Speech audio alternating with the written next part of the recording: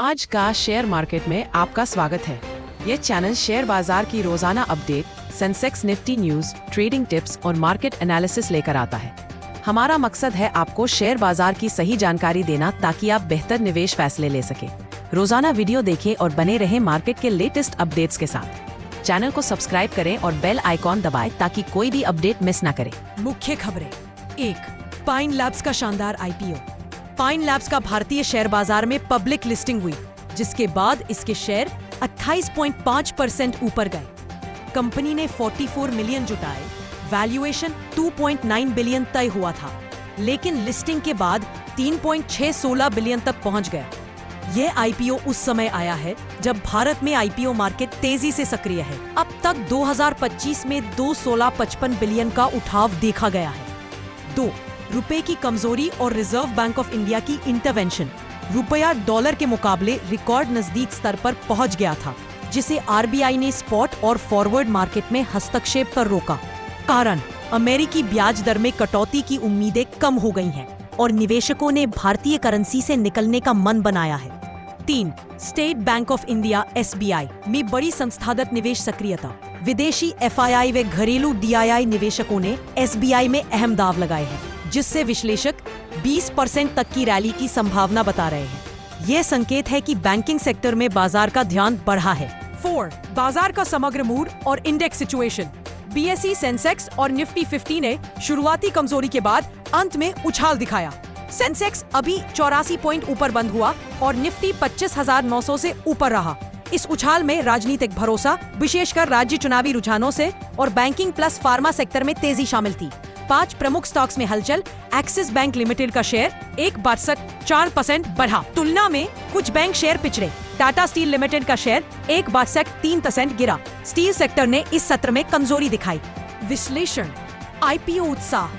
Pine labs की सफल listing से संकेत मिलता है कि निवेशक नई कंपनियों में हिस्सेदारी लेने को उत्सुक है। हालांकि इस तरह की तेजी में वैल्यूएशन का सवाल बना रहता है। कॉन्टैक्ट करेंसी दबाव। रुपया गिरने का दबाव, विदेशी निवेशों की निकासी, उच्च अमेरिकी ब्याज दर और निर्यात संबंधी चुनौतियों से है। आरबीआई की सक्रियता दिखाती है कि मुद्रा में अत्यधिक गिरावट को रोका जा रहा है। बैंकिंग सेक्टर में आकर्षण।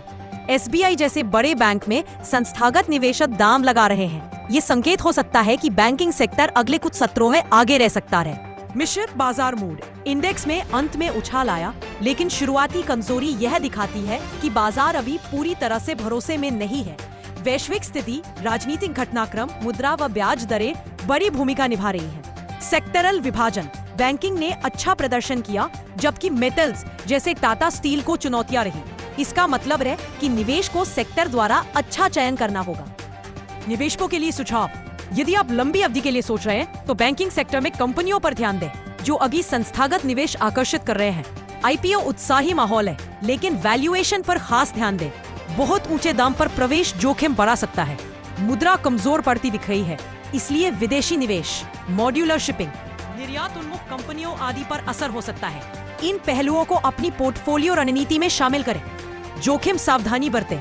वैश्विक अस्थिरता, ब्याज दरों में बदलाव, घरेलू राजनीतिक व आर्थिक संकेतक बाजार को जल्दी बदल सकते हैं। निफ्टी, सेंसेक्स और प्रमुख खबरों के आधार पर। 1. Banking sector strong bullish. क्यों तेजी दिखी? एसबीआई में एफआईआई प्लस डीआईआई का भारी इन्फ्लो।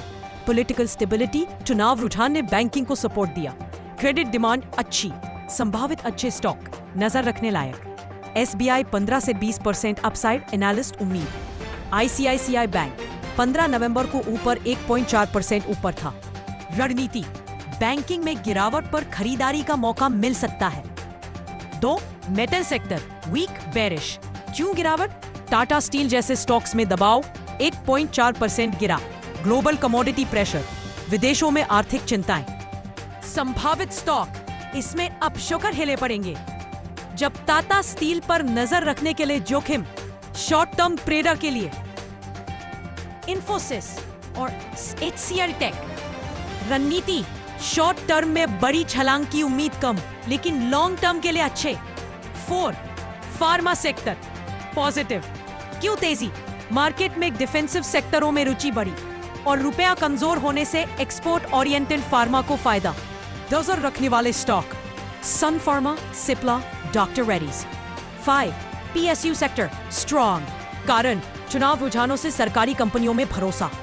SBI, PNB, NTPC आदि में संस्थागत गतिविधि. नजर रखने वाले stock SBI, NTPC, PNB. 6. Energy, Oil and Gas neutral. क्यों? कच्चे तेल के अंतर्राष्ट्रीय भाव स्थिर. ONGC, रिलायंस हल्की रेंज में ट्रेड. जी, आज के हिसाब से सबसे मजबूत सेक्टर. 1. Banking, PSU. 3. फार्मा, कमजोर sector. Metals, ID, short term में. अल्पकालिक स्टॉक वॉच लिस्ट 15 नवंबर की स्थिति और मार्केट सेंटिमेंट के आधार पर मांग रहे स्ट्रॉन्ग SBI, ICICI बैंक, सन फार्मा, NTPC. सावधानी, Tata steel, Infosys. Short term